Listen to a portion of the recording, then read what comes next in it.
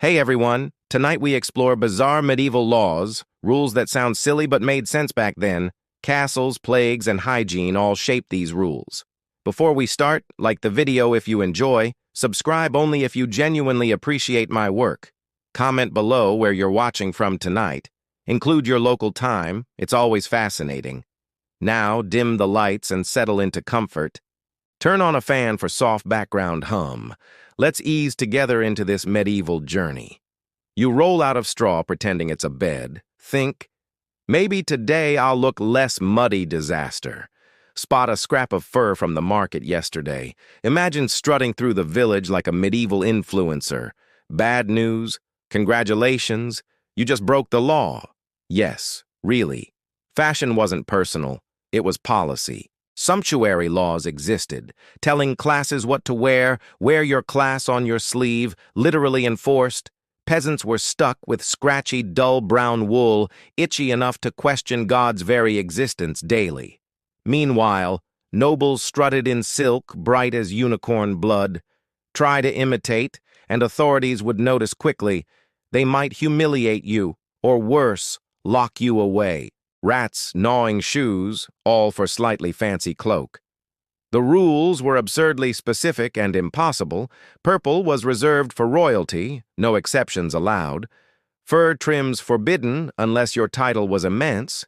Even shoes followed strict medieval fashion guidelines. Rich wore poulaines, long shoes tied to knees. Peasants wore practical boots shaped like human feet.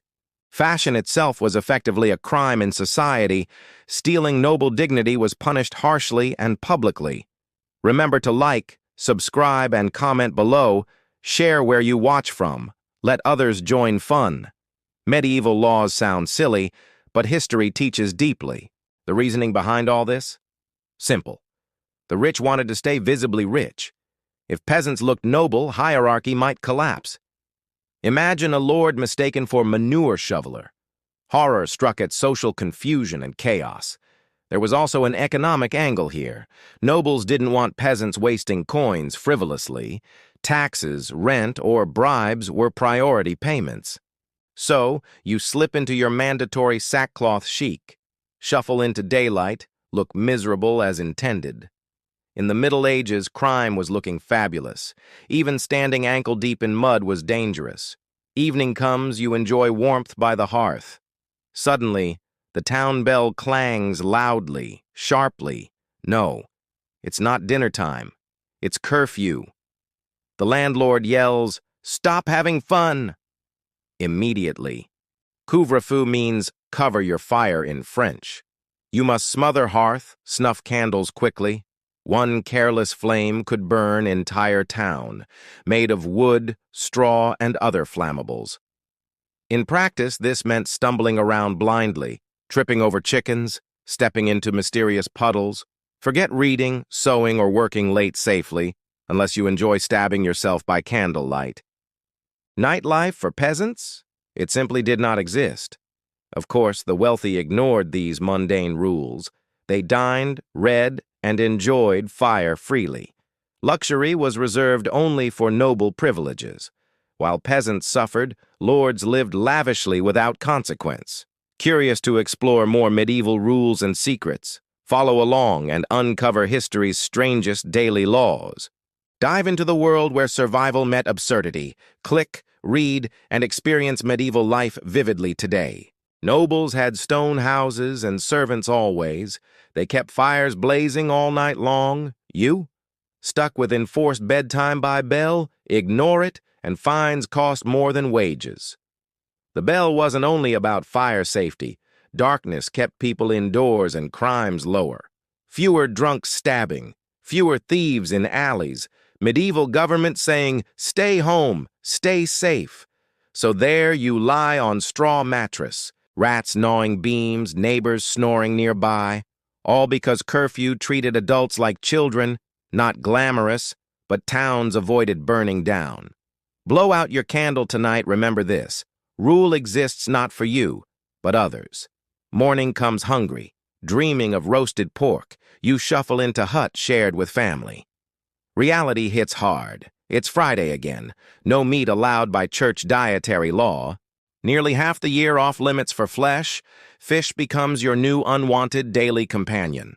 Forget bacon, salted herring dominates the plate. Spiritual message, discipline and personal sacrifice. Practical message, stop eating all valuable cows. Cows pull plows, give milk, provide leather. If everyone slaughtered them, winter would fail. Agriculture collapses faster than hunger's fleeting hope. Survive another day. Share this medieval struggle. Imagine life. Obey curfew. Endure church's dietary rules. That rabbit belongs to your Lord. Everything belongs to your Lord. The trees, the deer, the boar. Even that smug little rabbit. Welcome to medieval hunting law, catching dinner without permission punished.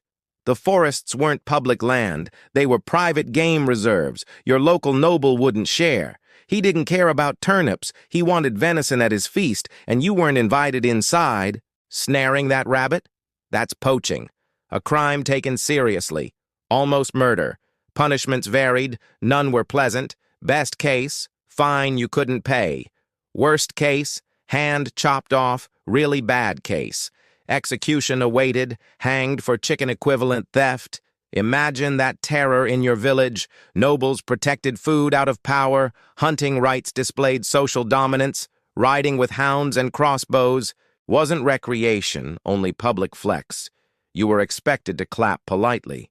While your betters killed freely, peasants still poached in secret. Hunger persuades more than law. Rabbits bred faster than punishment. Villages hunted together at night, nets and clubs in hands. The thrill wasn't just food, it was defiance against the system, even if only for survival. Caught? The Lord saw no mercy. The irony? You risked death, while nobles killed hundreds of deer, not out of need, but show. You walk home empty-handed, hungry, dreaming of roast rabbit denied. Medieval survival required knowing place. Even wildlife respected noble rules. Then comes justice. Accused bread thief. Did you steal? Evidence didn't matter. God decided guilt or innocence daily. Welcome to trial by ordeal.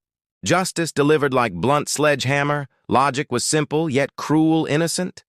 God would protect you guilty. Burn, drown, or bleed freely. Ordeal by fire. Hold iron, walk 3 paces. Skin sizzling painfully. Bandage hand, wait 3 days. Heals nicely. Congratulations, you survived. Festers instead. Welcome to medieval guilt. Ordeal by water, tide tossed, sink, innocent, float. Guilty now. Medieval logic was pure nonsense. Water rejected liars supposedly magically. Science? Not yet invented naturally. Ordeal by combat. Swords in hand. God chooses victor. Your muscles irrelevant. Other guy trained since birth. You farmed potatoes. Luck matters. Divine favoritism. Questionable at best. Priests sometimes avoided unnecessary death. Church banned ordeals by 13th century.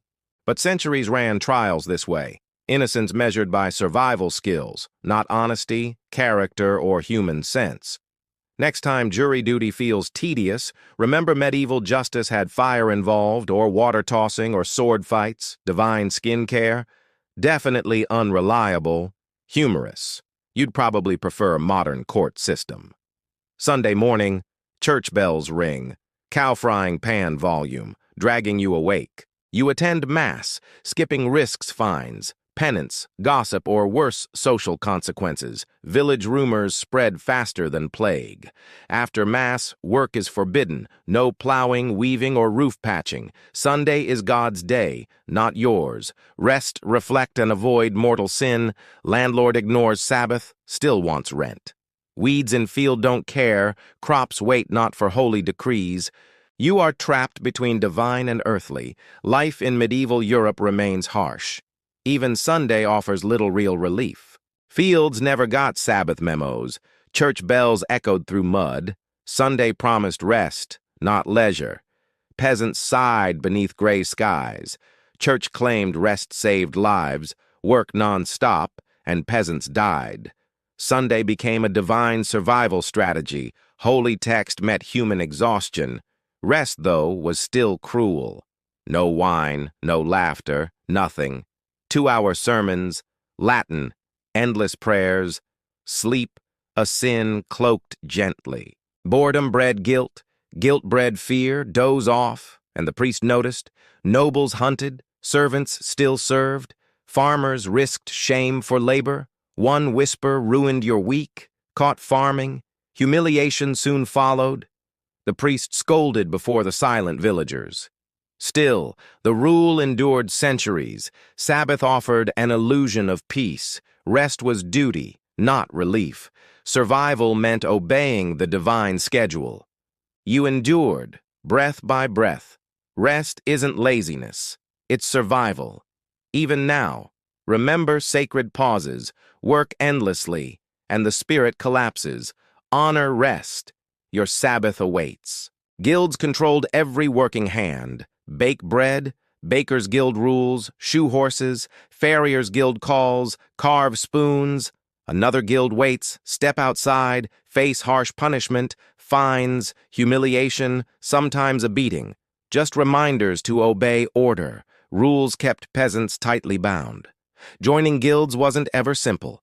Years spent working as apprentice, free labor for precious experience. Dreams paid in sweat, silence. Then came journeymen, wandering craftsmen, earning wages, obeying strict rules. Freedom dangled like unreachable reward. Mastery required one perfect masterpiece. Who judged your masterpiece? Masters, gatekeepers guarding exclusive circles.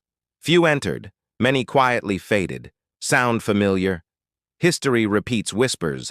The system suffocated yet structured. Guilds kept chaos far away. Standards stopped deadly. Faulty goods, bred safe. Armor held strong. Prices fixed. Markets stayed calm. Members shielded from brutal competition. But outsiders faced harsh ruin. No guild, no legal craft. Open bakery, expect oven smashed. Medieval Yelp spoke through bricks. Warnings hurled through shattered windows. Disobedience met ruthless correction. Still, guilds offered rare protection. Training, stability, community, and safety. Without them, you were nothing. A peasant forging false skill, so you swallowed bitter pride, swept floors 7 hopeless years, prayed masterpiece earned cold approval, dreams rested in trembling hands. Following passion meant little then. Following guild meant simple survival. Without it, you owned nothing. Time itself wasn't even yours, clocks. You'd never seen one. Hours belonged to church bells. Their tolls commanded every breath. The guild, your master, forever. And those bells never stopped. They rang to wake you. They rang to drag prayers. They rang for every breath. Work, rest, meals, even bedtime. The bell tower ruled all. Your overbearing parent in stone. No door could block it. Picture this, fields and plow, finally rhythm, then clang, clang. Stop, pray, whisper words skyward, back to work, then clang, noon bells, bread and disappointment. Your gourmet meal of misery, then more work, then vespers. Off you go again, not just faith, civic order, market opening. Bells announced it, curfew, bells warned every street fire or death. Still bells, enemy near. Bells screamed louder. Medieval push notifications, constant noise, no mute, no off switch. Your peace was public property. Worst part, you had none, no control, no personal rhythm. Priests decided, towns obeyed blindly. You followed each metal command, mid-meal. Drop spoon, go pray, half-plowed field. Bells interrupt progress, rare peace. Bells shatter silence. The bell owned your life, oversleep. Morning chime exposed you, leave early. Bells tattled instantly, skip mass. Entire town knew, the sound judged your soul. In theory, bells meant order. No clocks, no written hours. Sound structured chaos for all. In practice, freedom evaporated completely. You lived like Pavlov's echo, conditioned centuries before his time, trudging onward, ears forever ringing, life carved by clanging time. In Middle Ages, bells ruled. They told you who mattered, where to be, when exactly, how little control you had. Now you stink. Everyone stinks. Medieval life meant permanent odor. Few coins, one hope remains, a visit to bathhouse salvation. You approach, scrub brush ready, dreaming to smell like humanity, but doors barred, guards blocking entry, authorities feared plague and death, bathhouses became forbidden temptation, and honestly, they weren't wrong. Steam mixed disease with desire, cleanliness could cost your life. Bathhouses weren't just for bathing. They doubled as social clubs. Gossip spread fast in corners. Some visits ended with disease. Syphilis and plague swept Europe. Bathhouses became convenient scapegoats. Authorities closed doors in panic. Citizens smelled bad anyway still. Home washing required freezing buckets. Wooden tubs replaced proper baths. Soap was scarce and expensive. Hot water remained rare luxury. Firewood better cooked family meals. Nobles had servants, perfumed oils. You rubbed yourself with rag. Prayed musk didn't scare wolves. Church frowned on public bathing. Too much nudity seemed sinful. Mixing sexes caused constant suspicion. 1 year allowed, next forbidden. Evenings uncertain. Refreshment or excommunication. Shuffle home with dirt lingering. Hair greasy, skin unbearably itchy. Tell yourself bathing overrated anyway. Except, they noticed your foul smell. Bathhouses closed, hygiene still lacking. Nobles remained clean, peasants suffered. Fear and disease lingered everywhere. Society adjusted slowly, painfully, reluctantly. Good hygiene cannot ignore class. Bathing matters even when risky. Small comforts preserved health, dignity. Never underestimate cleanliness, human necessity. Meanwhile, nobles strutted around gaudy. Servants carried sleeves, every movement. Shoes curled, tied to knees. You, lucky with rust-free buckle. Dreams of velvet quietly crushed. Settle for wool tunics daily. Blend into gray-brown mediocrity. Clothes reminded man of rank. And then hunger struck again. Not surprising, basically permanent condition. Think fancy meal? Medieval laughs. Dinner reminded you, not important. Food divided strictly by class. Nobles got venison, swan, pheasant, white bread, refined flour, only. You? Barley bread, dense weapon. Onions, leeks, cabbage, more cabbage. Stew seasoned only with despair. White bread, ultimate humiliation symbol. Not just tasty or status marker. Wealthy wasted flour on loaves. You gnawed dark, doorstop bread. Try sneaking goose? Venison too?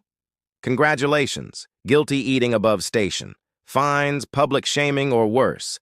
Explain to children, bread crime. Yes, bread dictated your punishment. Rules weren't all pure snobbery. High-status foods rationed scarce resources. Every peasant roasted swans, nothing left for Duke's feast, always. Duke's banquet mattered more than survival. Peasants still dreamed secretively, creatively. Ballads, jokes, whispered fantasies thrived. Sneak venison, roast goose secretly. Food was medieval lottery system. Not castles, crowns, just one meal. Thin barley gruel consumed sorrowfully. Banquet hall glimmered across way. They ate peacock. You gnawed. Bread so hard chipped teeth. Even eating obeyed strict law. Your place always bottom table. Then came plague season suddenly. Cough once in marketplace, bad. Every eye assumed witchcraft instantly. Quarantine rules were harshly enforced. Sick at home? Doors locked. Cross nailed outside broadcast hazard, fresh air forbidden, stay inside. Wait until cured or buried. Better one dead family survived than entire village dying together. Life got smaller, very quickly. Markets closed, inns shuttered permanently. Weddings canceled, fairs disappeared entirely. Everything tolerable vanished overnight suddenly. Logic? Keep people apart, maybe. Stop death spreading? Hopefully successfully. For you, starvation, isolation, awkwardness.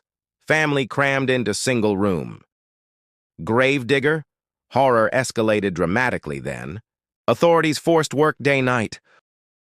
Hauling corpses, digging trenches tirelessly. Try not to catch disease. Refuse? Punished like lawbreaker.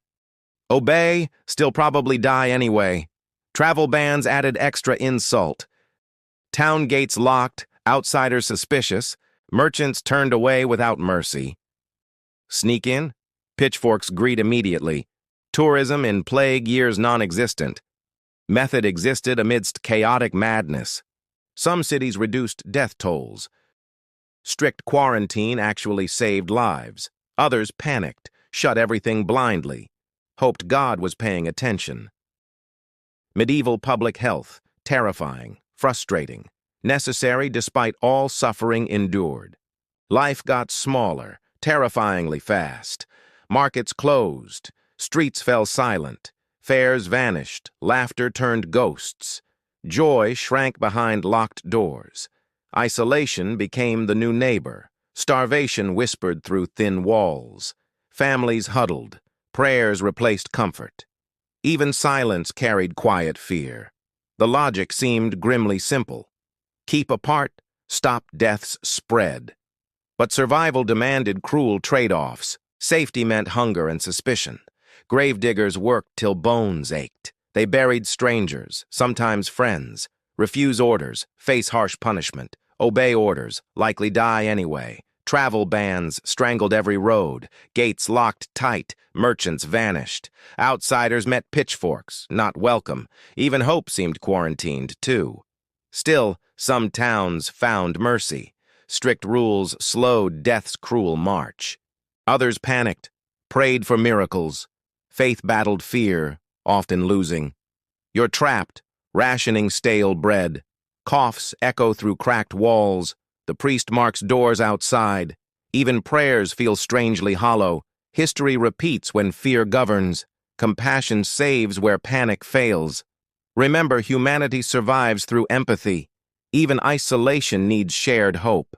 Breaking quarantine risked everyone's lives. Villages enforced rules with force. Stay inside or stay dead. They ensured compliance permanently if necessary. Eventually, of course, you die. Congratulations. Rules still bind you. Burial should be simple, right? This is the Middle Ages. Your soul matters less than money. First problem, consecrated ground costs. Fees for grave, priest, candles. Can't pay? Mass grave waits. Scenic view of garbage heaps. Enjoy eternity with rotting cabbage. Second problem, cemetery space vanished. Bones stacked high, plots recycled. Grave diggers evicted even the dead. Rest in peace meant storage. Third problem, how you died. Suicide denied holy ground. Executed criminals displayed as warning. Buried at crossroads, spirits contained. Plague victims dumped in trenches. Quicklime scattered, ceremony denied. Excommunicated. Graveyard gates stayed locked. Damnation plus burial banishment combined. Even death couldn't free you. Rules ruled bodies and bones. The wealthy naturally had advantages. Nobles rested in carved tombs. Effigies stared down through centuries. Marble faces scowled at peasants. You, a rock with scratches. Here lies nobody important, it says. Even death respected social hierarchy. The Middle Ages never forgot. They dictated how you lived. They dictated how you rotted. Even the afterlife required waiting. Forgotten graves marked nameless eternity.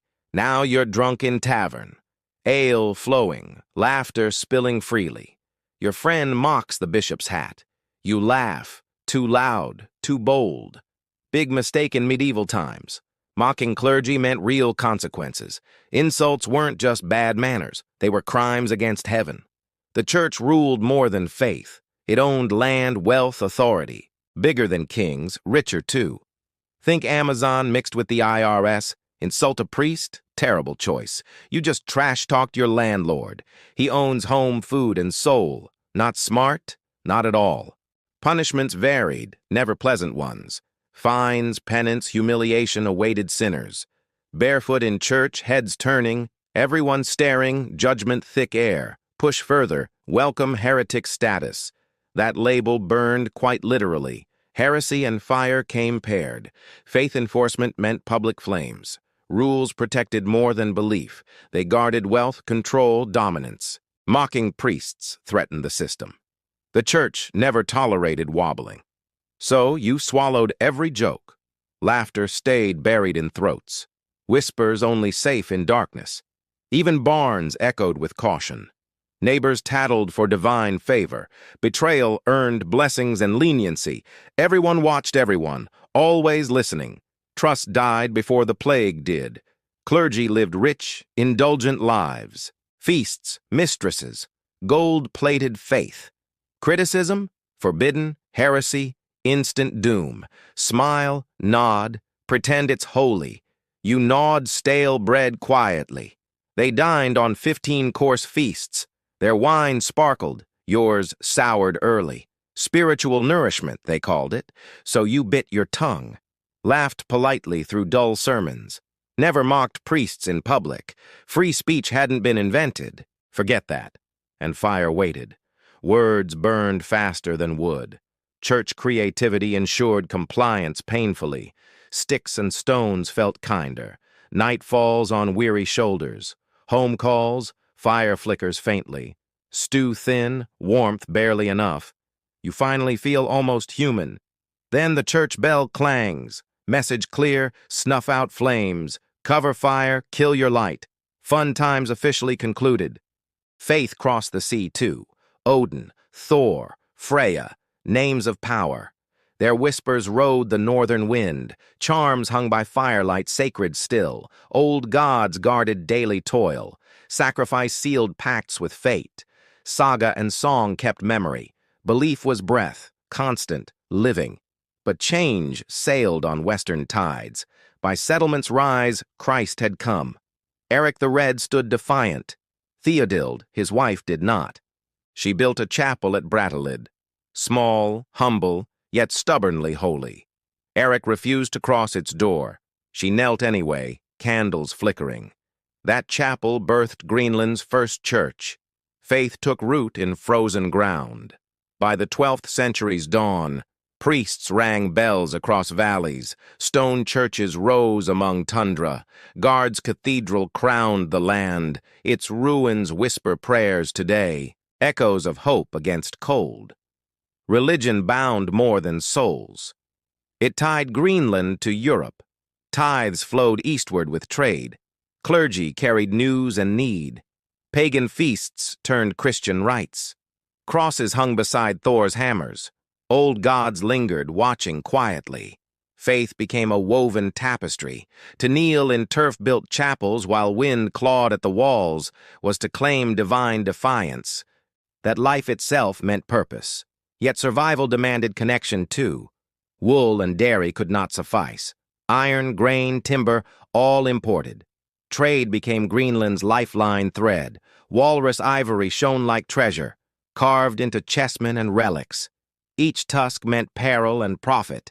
Hunts faced bears, ice, and death. Still, the ships returned again. Furs, hides, ropes crossed the sea.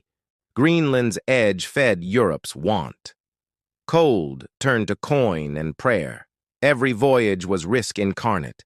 Every arrival, a fragile miracle. Letters brought kings and crusades. Rumors bridged oceans of distance. Each ship's sail on horizon's line, a heartbeat from another world. Proof that though remote, forgotten never. Faith and trade kept Greenland alive. Isolation crept like winter frost. Years passed without a sail. Storms, distance, politics, all conspired. Silence weighed heavier than snow. Food dwindled. Tools wore thin. Bone replaced iron. Stone replaced steel. Ingenuity became the final trade. Hope waited on the horizon. Each summer, eyes scanned endlessly. Prayers rose for distant sails. None came. Seasons turned colder. Loneliness became their oldest neighbor. Still, pride endured the cold. They spoke of Ericsson's West. They sent gifts to kings. They clung to Norse identity. Greenland balanced between worlds. Trade bound them. Silence broke them. Connection flickered, then faded slow. Abandonment became their quiet inheritance. Centuries carved life from ice. Then, decline whispered through valleys. No collapse, just steady exhaustion. A fire dying, ember by ember. The little ice age arrived. Summers shortened, winters deepened cruelly. Pastures froze, harvests failed utterly. Hunger gnawed at every home. Children's bones told grim truths. Malnutrition marked Greenland's last generation. Survival faltered under endless cold. Even hope felt frostbitten then. Trade waned. Lifelines snapped thin.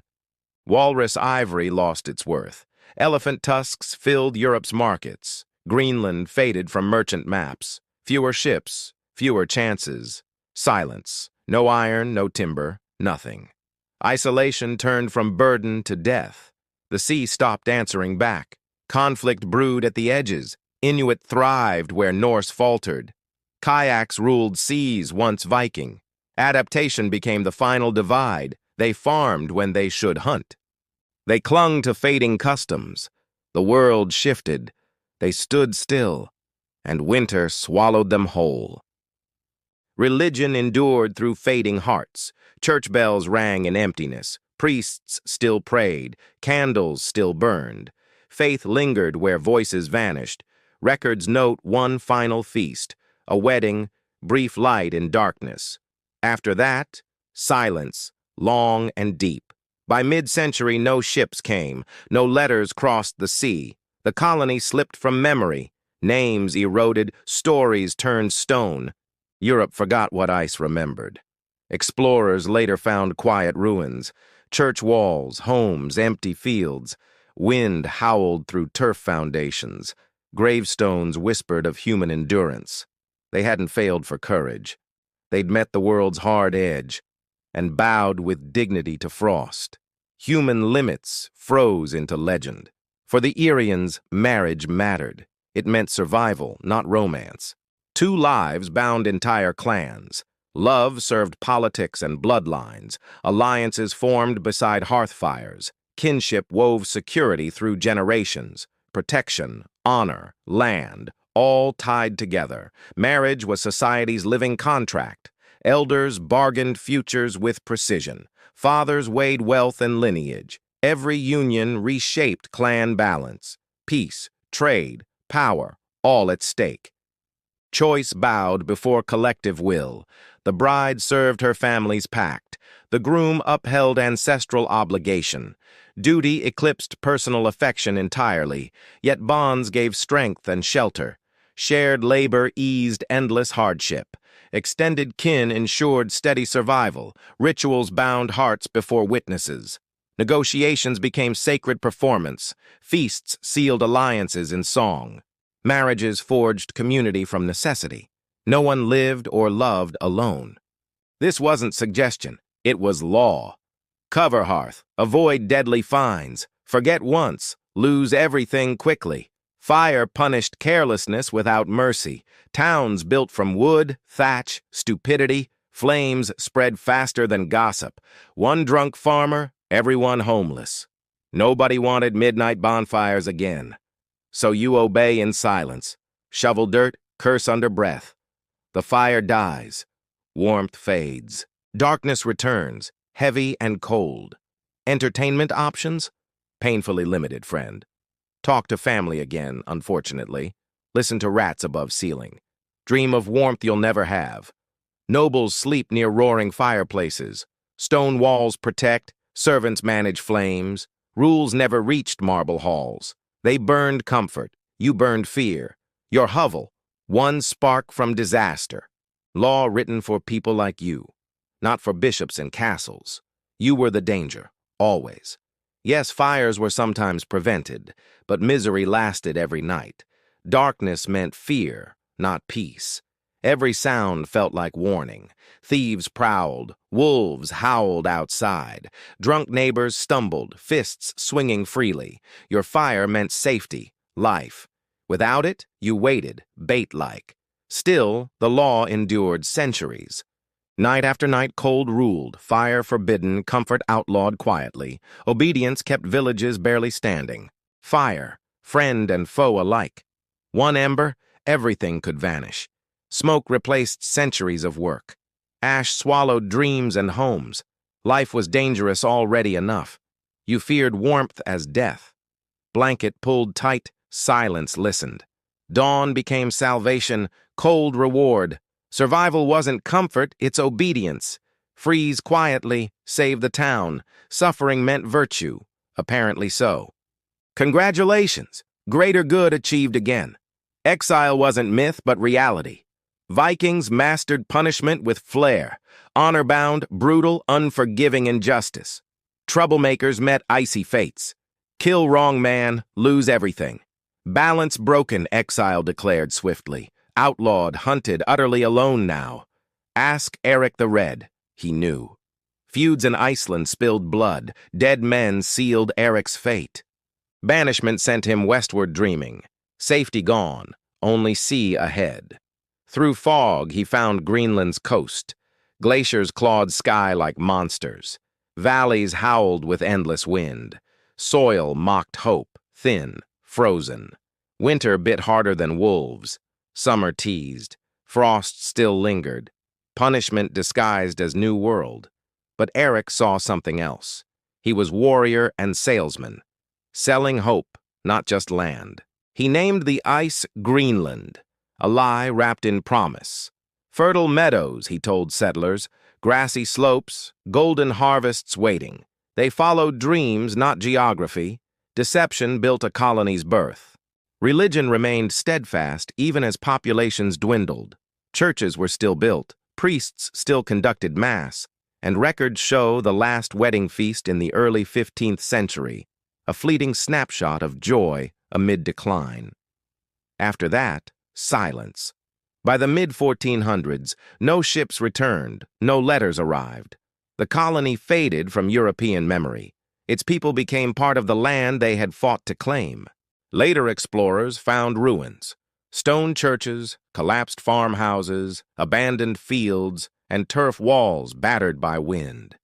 Gravestones marked long-forgotten names. The Norse of Greenland had not failed for lack of courage. They had simply reached the limits of human endurance at the edge of the world. For the Ereians, marriage functioned similarly as a matter of survival and strategy. It was never only about two people choosing to live together. Marriage cemented clan alliances, bound bloodlines, and sometimes prevented conflict.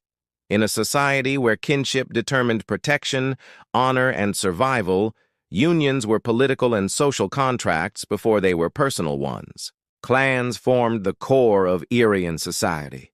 Every individual belonged not just to a nuclear family, but to an extended network that controlled land, resources, and warriors. When a young couple married, the union reshaped alliances. It could secure peace between rival clans, strengthen trade, or enhance military cooperation. Personal choice was secondary to collective strategy. Elders, fathers, uncles, and other male leaders negotiated marriages with care, weighing wealth, lineage, and the potential for long-term gains. Marriage in Ereian culture was both a blessing and a burden. The bride might join a family she barely knew, her role tied to her father's promises. The groom's path was often dictated by alliances rather than affection. Yet these arrangements offered security, shared labor, extended kin support, and mediation of disputes. Rituals reinforced the collective nature of these unions. Public negotiations and celebrations ensured the marriage was a communal event, not just a private contract. No Ereian marriage was complete without a dowry, a gift symbolizing honor, stability, and the seriousness of the alliance. Far beyond a simple present, the dowry, land, livestock, or weapons, was both practical and symbolic, embedding the marriage within the social, economic, and political fabric of the clan. In Ereian society, marriage was less about individual desire and more about sustaining the network that ensured survival, status, and influence across generations. For the bride's family, providing a dowie was a demonstration of strength, wealth, and generosity. A prosperous household might send their daughter into marriage with sheep, goats, or even a prized horse, accompanied by woven textiles, tools, and essential household goods. The scale and quality of the dowie sent a message. A grand offering elevated the family's prestige, while a meager one invited whispers of weakness, risking their reputation within the clan network. The groom's family, however, did not merely receive these gifts. They assumed responsibility. Accepting a dowry was a pledge to honor the bride, uphold the alliance, and maintain the trust embedded in the exchange. In some regions, evidence suggests the existence of bride price traditions as well, where gifts flowed from the groom's family back to the bride's. This reciprocal exchange emphasized that marriage was not a purchase but a mutual investment, binding two clans together in shared obligations. The contents of dowries also provide insight into Aryan life. Livestock dominated, wealth in motion, providing food, clothing, and trade goods. Metal items, particularly iron tools and weapons, offered practical and military advantages. Women contributed woven garments, blankets, and jewelry, not merely decorative but proof of skill and industriousness, ensuring the new household started with both material and social capital. Dowry ceremonies were public, festive occasions. Communities gathered to witness the transfer, often accompanied by feasts, music, and blessings. This visibility reinforced that the marriage was not solely a private contract, but a public, clan-wide agreement. Beyond economic and social function, the dowry carried spiritual significance. It marked the bride's transition from her natal family to her husband's household, bridging old ties with new responsibilities and cementing the alliance for the future. Marriage among the Aryans was as much sacred as it was social. Fertility and prosperity were central concerns. The union had to produce children, ensure the growth of the clan, and bless the land and herds. Before the marriage feast, sacrifices were often made to deities linked to fertility and abundance. Archaeological evidence and Roman accounts indicate that animals, sheep, goats, or bulls, were offered to secure divine favor. The blood of these sacrifices might be sprinkled around the wedding site, symbolizing life and continuity. In some areas, the couple themselves were anointed with blood or oil, marking their participation in a ritual far larger than themselves, a rite binding them not only to each other but to the gods, the land, and the community. Fires, too, held deep significance. In many Indo-European traditions, flames symbolized purification and new beginnings, and the Aryans embraced the same symbolism. Couples might circle a fire, leap over its flames, or share a meal prepared in the sacrificial hearth. These actions were more than ceremonial. They connected the pair to the eternal cycles of birth, death, and renewal, central to Aryan belief. The bride was often the focus of these fertility rites. Dressed in her finest garments and adorned with jewelry, she embodied both the promise of future children and the prosperity of her family. Female relatives accompanied her, offering chants, dances, and blessings to invoke ancestors and fertility spirits. Herbs and flowers woven into her attire were carefully chosen for their symbolic power, intended to promote health, love, and fecundity. The groom, meanwhile, was expected to demonstrate his readiness as a provider and protector. In some traditions, he took part in ritual hunts or contests of strength, proving he could sustain a household. Masculinity was tied to fertility. A capable hunter promised a strong lineage. Together, these rites imbued marriage with a sacred weight, transforming it from a mere contract into a covenant with the gods, ensuring the vitality of the clan through children, livestock, and land. Music and dance were inseparable from the celebration. Once dowries were exchanged and rituals complete, the formal business of alliance gave way to communal joy. Music set the rhythm of the feast. Flutes, horns, stringed lyres, drums, and rattles accompanied songs recounting heroic deeds, ancestral stories, or blessings for the newlyweds. Verses praised the bride's beauty, the groom's strength, and the union of their families, reinforcing the social and spiritual purpose of the gathering. Dance mirrored this duality of celebration and ritual. Men and women joined in circular dances, hands linked, symbolizing unity, continuity, and the eternal cycles of life and death. Some dances were slow and solemn, others wild and vigorous, representing fertility, vitality, and the strength of the new household. Youths displayed agility and endurance, while elders moved with measured grace, reminding all of the wisdom guiding the clan. Feasting was an essential part of the ceremony.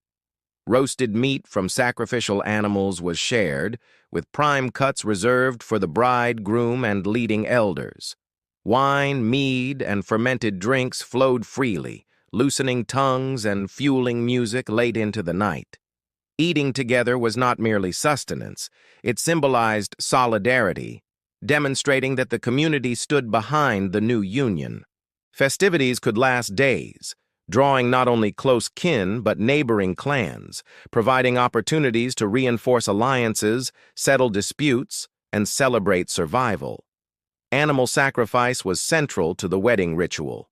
Wealthy families might offer bulls or horses, while modest households presented sheep, goats, or pigs, creatures associated with strength, fertility, and prosperity. The ritual was public, overseen by priests or elders. Animals were adorned with garlands or markings, then led to an altar or sacred stone. With prayers and invocations, their blood was spilled into the earth, symbolizing life, continuity, and divine blessing. Some portions were burned, sending smoke to the gods, while the remainder was shared at the feast, uniting participants in the sacred contract that bound them to the success of the marriage. Sacrifices also offered protection, believed to ward off evil and misfortune, ensuring that the couple entered their household unburdened by harm. Through these rites, Aryan weddings bridged the human and divine worlds, affirming that marriage was a sacred covenant upheld by gods, ancestors, and communal responsibility. The bride was central to these rituals. She represented fertility, prosperity, and the continuity of the clan. Women ensured her rights were observed carefully, elevating her role from participant to symbol of honor and responsibility. Preparation began days before the wedding. Female relatives bathed her, combed her hair, and adorned her with jewelry. Necklaces of bronze, silver, or glass beads displayed family wealth. Belts and fibula brooches fastened garments showcasing her weaving skill. Heirlooms linked her to the generations before, transforming her from maiden to wife. Symbolic rituals marked her departure from her natal household. Veiling often represented modesty and the mystery of her new role. Female relatives sang laments, bittersweet songs mourning her separation while blessing her future, acknowledging that marriage required leaving one world behind for another. The journey to the groom's home was itself a ceremony. Often in procession, the bride was escorted by relatives, on horseback or on foot, through the community, reinforcing the public and sacred nature of the union. Along her journey to the groom's household, neighbors offered blessings in the form of food, drink, or small charms meant to ward off misfortune. This public procession transformed her from daughter to wife in the eyes of the community, ensuring her transition was witnessed, recognized, and legitimized. Once she arrived, further rituals reinforced her new identity. She might circle the hearth, symbolically entering the spiritual heart of her household. Bread, milk, or honey could be presented as omens of abundance, and in some cases, she lit a new fire, carrying forward the symbolism of continuity and fertility. Though she had little voice in arranging the marriage, these ceremonies centered on the bride, affirming her vital role. She was not merely moving from one family to another. She embodied the promise of future generations, carrying her kin's blessings, the hopes of her ancestors, and the sacred trust of preserving the clan's survival. For the Aryans, every marriage was more than a personal union. It was a political and social contract intricately woven into the network of clan alliances. In a world where survival depended on kinship, each marriage tightened bonds, created obligations, and often healed old conflicts. The wedding feast celebrated not just the couple, but the continuity and security of the wider clan network. Marriage served as a practical tool of diplomacy. Rival clans might seal peace through blood ties rather than fragile treaties. A son marrying into a rival household created shared grandchildren, and killing kin became unthinkable. Some alliances were strategic, connecting powerful clans, wealthy families, skilled warriors, or households with broad trade networks. These obligations were profound. Families could call on one another for support in times of famine, warfare, or raiding. A woman might seek protection from her natal family if mistreated, while a man could call for reinforcements from his wife's kin, creating a system of checks that balanced power. These ties rippled across regions, subtly shaping Urian politics and society. Marriage also reinforced social hierarchy. Prestigious unions between influential clans were marked by elaborate dowries and grand feasts, signaling status. Lesser families benefited indirectly as these alliances affected trade, leadership, and local influence. Communal participation made these bonds tangible. Songs praised the bride, groom, and clan unity, and shared feasting reminded attendees that their fortunes were intertwined. In essence, marriage was the glue of Irian society. It bridged rivalries, strengthened security, and maintained balance among fiercely independent clans.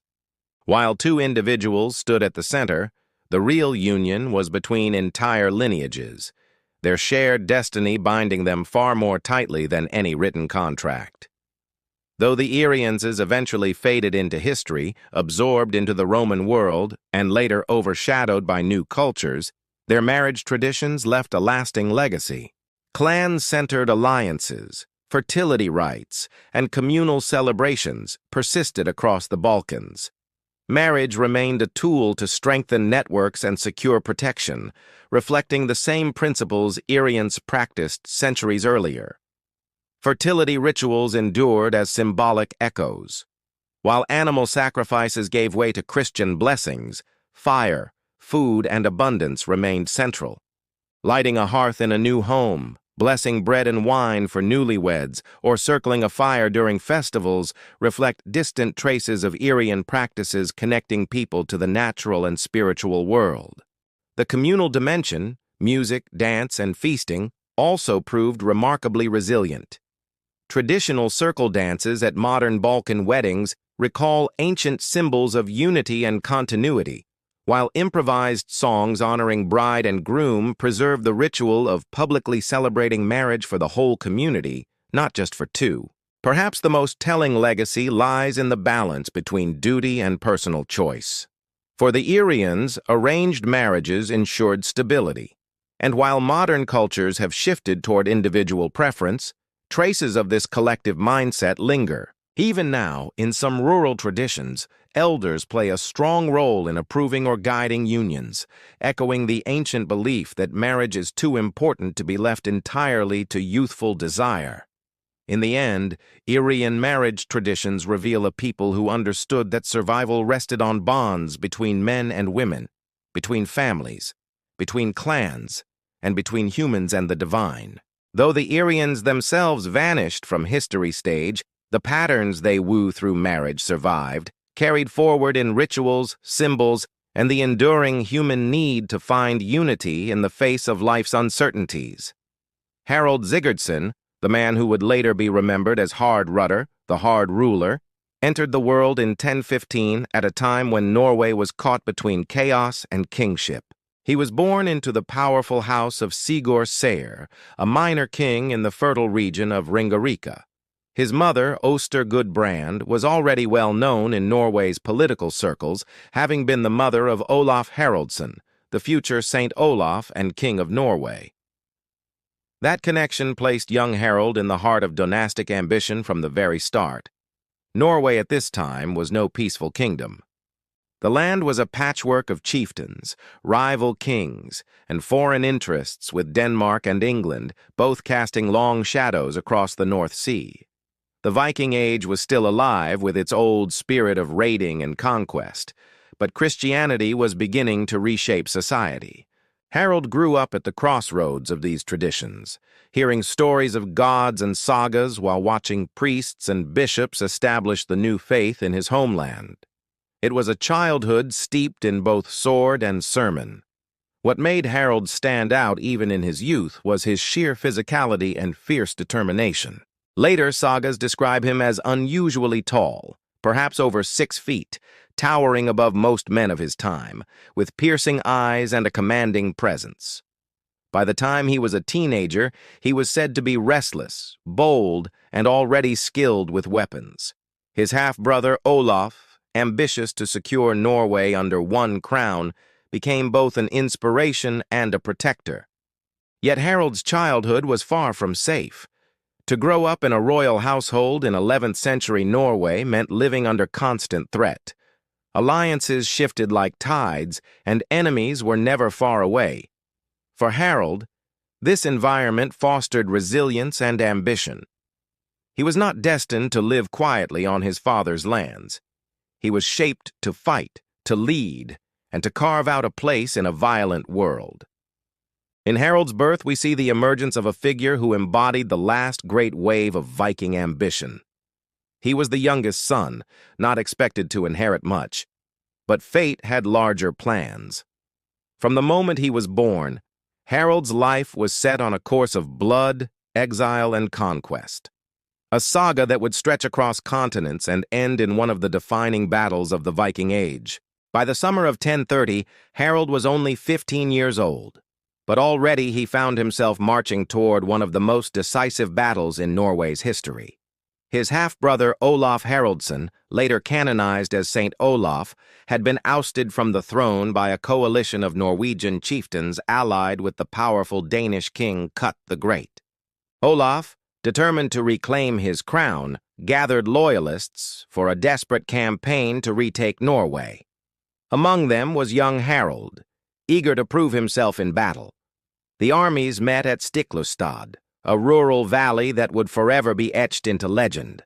On one side stood Olaf and his faithful warriors, many of them drawn from the smaller clans still loyal to his rule. On the other, an overwhelming force of rebels, supported by Denmark, eager to see Olaf fall once and for all. The odds were grim, yet Harald refused to be left behind. Armed with sword and shield, he entered the shield wall alongside hardened veterans, the fate of his brother and perhaps his own destiny hanging in the balance. The battle was brutal and chaotic. Spears clashed against shields, arrows darkened the sky, and war cries echoed through the valley. Olaf fought valiantly, but was struck down during the melee. His death, later remembered as martyrdom for Christianity in Norway. Harald, though barely more than a boy, fought fiercely at his brother's side until he too was struck with grievous wounds. Cut and bleeding, he fell amid the carnage. But unlike Olaf, he survived. His survival, however, meant exile. With Olaf dead and the rebellion victorious, Harald could not remain in Norway. If captured, he would likely have been executed, another casualty of dynastic struggle. Instead, he fled eastward with a handful of loyal companions, leaving behind his homeland and family. The Battle of Stiklestad was both a crushing defeat and a strange beginning for Harald. It robbed him of his brother, his home, and his immediate future in Norway. Yet it also propelled him onto the world stage. Forced into exile, he would wander farther than almost any Viking before him to Kiev, Constantinople, Sicily, and beyond. Carrying with him the scars of Stiklestad and the burning ambition to one day return as more than just a survivor after the blood-soaked fields of Slustad, Harald Hardrada was a fugitive. Norway was close to him, and Knut's dominion stretched wide across Scandinavia. For a young warrior with ambition as vast as Harald's, exile was not an end, but an opening. With a band of loyal men, he turned east across the forests and rivers of Sweden until he reached the glittering court of Prince Yaroslav the Wise in Kiev. Yaroslav's court was a crossroads of cultures. Slavs, Norsemen, Greeks, and steppe nomads mingled in the bustling capital. To Harald, it was a place of opportunity. He offered his sword to Yaroslav and soon gained a place among the prince's elite warriors.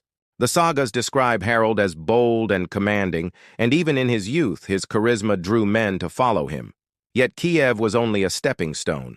Harald sought adventure, riches, and renown beyond anything Scandinavia could offer. From Kiev, he traveled south to the great empire of Byzantium. Arriving in Constantinople, Milagard, the great city as the Norse called it, Harold entered the service of the Varangian Guard, the emperor's elite corps of foreign warriors. These men, famed for their loyalty and ferocity, were often recruited from the Norse world, and Harold quickly rose among them. His height, presence, and battle-tested courage made him stand out, even in a brotherhood of hardened killers. For nearly a decade, Harold fought under the banners of Byzantium. He sailed to Sicily, battling Arab forces. He marched through Asia Minor, clashing with enemies of the empire. He even fought in the Holy Land, guarding pilgrims and securing routes for the emperor. The Saras, never modest in their praise, claim he fought 80 battles during these years, earning both wealth and scars. The Varangian Guard was more than a military unit. It was a brotherhood bound by oath and fortune. Harold's service brought him immense riches, gold, jewels, and silks from the empire's treasuries. Wealth he carefully stored away with Yaroslav in Kiev for his eventual return to Norway. But just as important as treasure was reputation. Harold's name became known far beyond Scandinavia. He was no longer just the boy who had fled Sleestad. He was a commander of the Emperor's Guard, a man who had carved his legend across the Mediterranean. Exile had turned into opportunity. In Constantinople, Harold became more than a dispossessed prince. He became a warrior of renown, his saga growing with each campaign, his ambition burning hotter than ever. Harold's years in Constantinople transformed him from a wounded exile into a seasoned commander. To the Byzantines, he was known not as Harold, but as Araltes, and within the Varangian Guard, he quickly distinguished himself for his cunning and ferocity. These warriors were the emperor's personal bodyguards, feared throughout the empire as much for their towering presence as for their loyalty, and Harold soon rose to a place of leadership among them. The sagas portray him as restless, never content to remain in garrison when there was fighting to be had. He fought in campaigns across the empire's vast frontiers. In Sicily, he joined the Byzantine struggle against Arab forces, storming fortresses and raiding coastal towns. In the east, he clashed with Bulgars and other enemies threatening imperial borders. Some stories even place him in Jerusalem, where he supposedly helped guard the Holy City during an expedition into the Levant. Whether every tale is true or embroidered, the impression is clear. Harold sought war like others sought food, and he found it in abundance. His service brought him immense wealth. The Varangians were famously rewarded with gold and plunder, and Harold proved shrewd in hoarding his earnings. Instead of spending it all in Constantinople's taverns and markets, he sent his treasures back to Kiev, entrusting them to Prince Yaroslav for safekeeping. This prudence showed that Harold's ambitions were always fixed on the future, on returning to Norway, not as an exile, but as a man wealthy enough to command loyalty. Yet Harold's rise was not without controversy. The sagas hint at clashes with Byzantine officials, even suggesting that he may have fallen out of favor with the emperor. One tale accuses him of imprisoning a noble woman or overstepping his authority, forcing him to flee the empire under strained circumstances. Whether exaggerated or not, the stories capture Harold's character, bold, willful, and unwilling to bend, even to emperors. By the time he left Constantinople around 1042, Harold was no longer the boy who had limped from Stiklestad. He had become a hardened commander, a man who had seen the wealth of empires and tested himself against the strongest foes of his age. Gold filled his coffers, scars lined his body, and ambition drove his heart. The exile had been tempered in fire, and now Harold Hardrada was ready to reclaim his destiny. By the early 1040s, Harold Hardrada had everything a Viking prince could want: gold, renown, and battle-forged authority. What he lacked was the one thing he had been chasing since his youth: a throne. With the wealth he had carefully stored in Kiev and the prestige of his Byzantine campaigns, Harold returned to the north, determined to carve out his rightful place in Scandinavia. His first stop was Kiev, where he reclaimed the treasures he had entrusted to Prince Yaroslav the Wise. But his ties to Yaroslav went deeper than gold.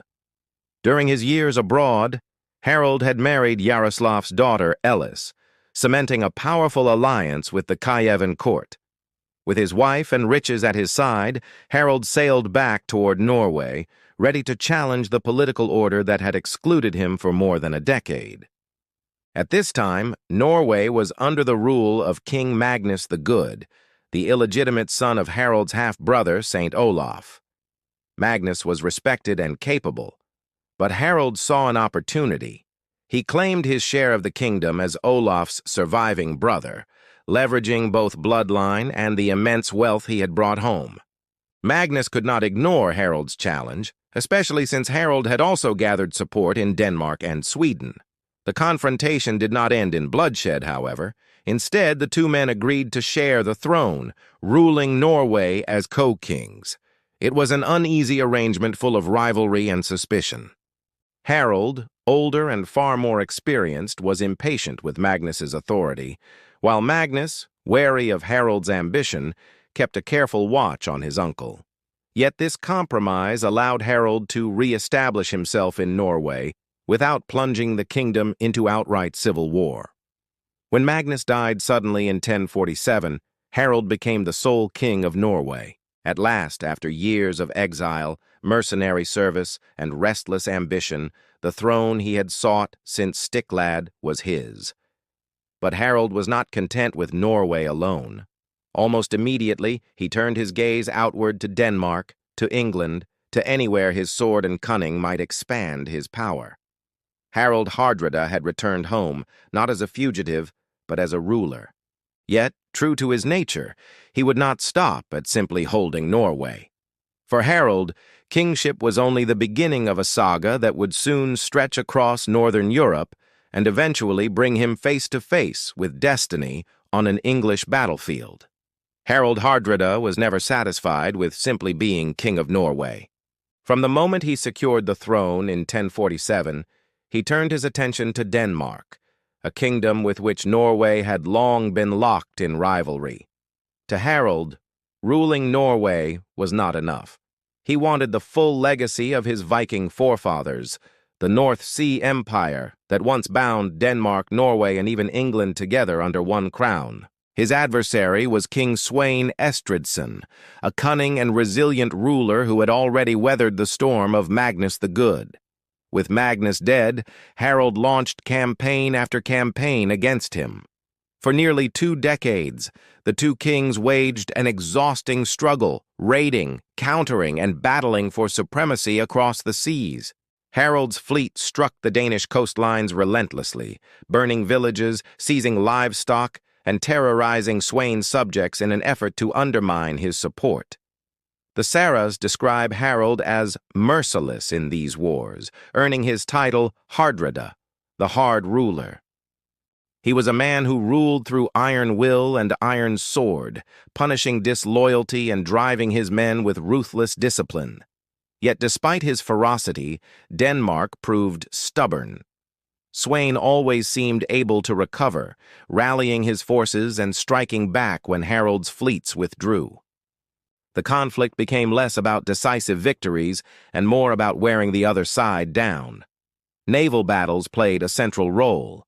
Viking longships, sleek and deadly, filled the seas as Harold attempted to blockade Denmark and forced submission.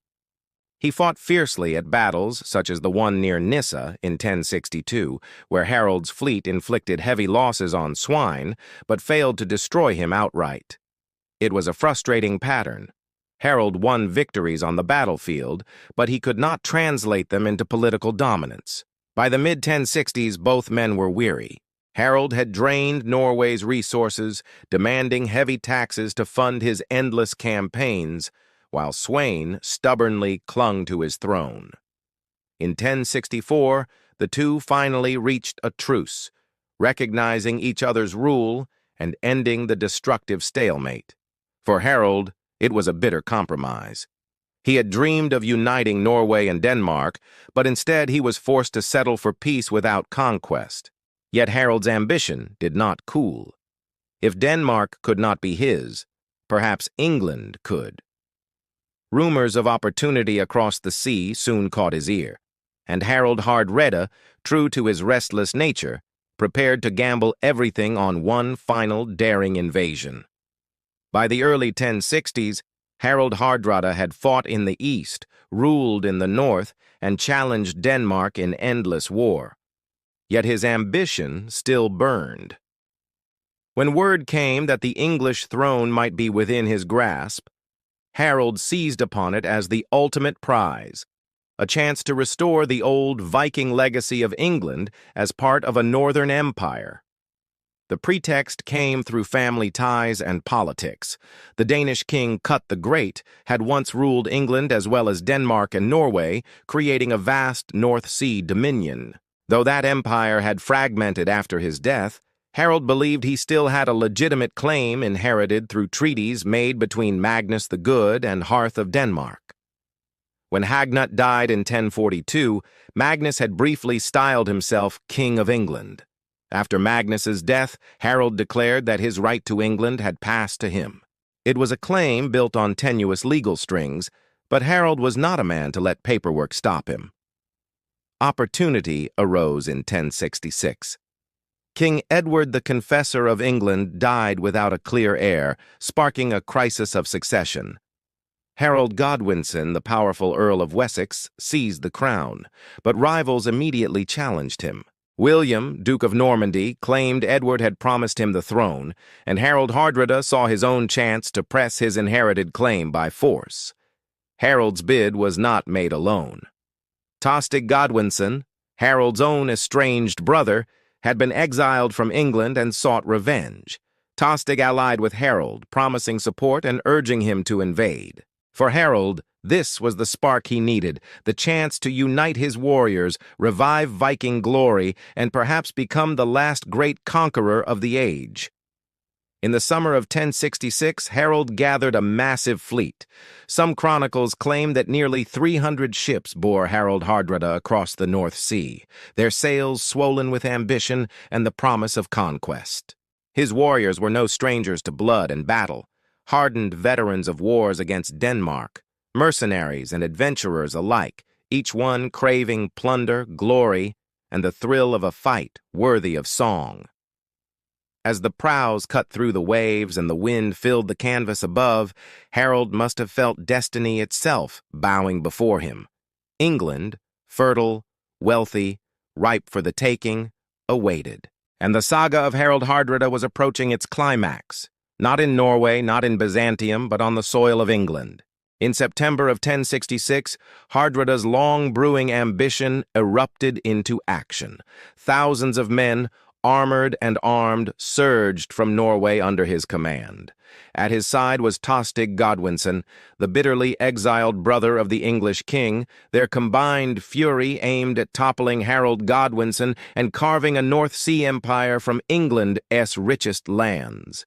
The invasion struck first in the north, where speed and ferocity were king. Landing near the rivers, Hardrada's army advanced toward York, the great northern stronghold. At Fulford on September 20th, 1066, he met the forces of the northern earls, Edwin of Mercia and Morcar of Northumbria. The battle was a storm of steel and sweat. Hardrada's seasoned warriors drove the English back, their discipline and ferocity unstoppable. York fell. The gates of northern England lay open. Victory was at hand. Flush with triumph, Hardrada began to assert his dominion. Demands of loyalty were exacted, hostages secured, and supplies gathered. Confident in his conquest, he even dispatched part of his fleet back to Norway, believing the crown was nearly his. Yet fate, as always, moves faster than the boldest plans. King Harold Godwinson, newly crowned in the south and expecting William of Normandy, surged north with a speed that stunned his foes, nearly 200 miles in less than a week. Hardrada was caught unawares, his army spread thin, some men resting in the sun, many unarmored. Negotiation had been expected. Total confrontation arrived instead. On September 25th, 1066, Stamford Bridge became the stage for the final act of Hardrada's saga. The Vikings fought with desperate courage. Legendary tales tell of a single giant who held the bridge against wave after wave of English soldiers, hacking down foes until a spear pierced the planks beneath him. Time was bought, but the odds were insurmountable. Harold Godwinson's army, fresh and ferocious, crushed the Vikings in a tide of iron and fury. Hardrada himself was relentless. Tall, fierce, unmistakable, he strode into the fight as he had across continents, from Norway to Byzantium, always at the vanguard. But fate was merciless. An arrow found its mark in his throat, silencing the great Viking king amid the roar of battle. Morale shattered, his warriors faltered. Thousands fell.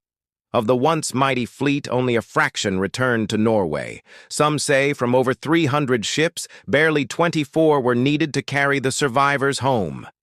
The death of Harold Hardrada was more than the fall of a king. It was the death knell of an era. For centuries, Vikings had raided, traded, and ruled across Europe, feared and revered in equal measure. With Stamford Bridge, that age drew to a close. Weeks later, William of Normandy would triumph at Hastings, reshaping England forever, but the Viking shadow over Europe had ended. Thus closed the saga of Harold Hardrada, warrior, exile, mercenary, king, and would-be conqueror. His life was the embodiment of the restless Viking spirit, and his death marked its final chapter. Europe moved on, kingdoms and kings rising and falling, but the legend of Harold, the last great Viking, endured in the sagas, fierce, unyielding, and eternal.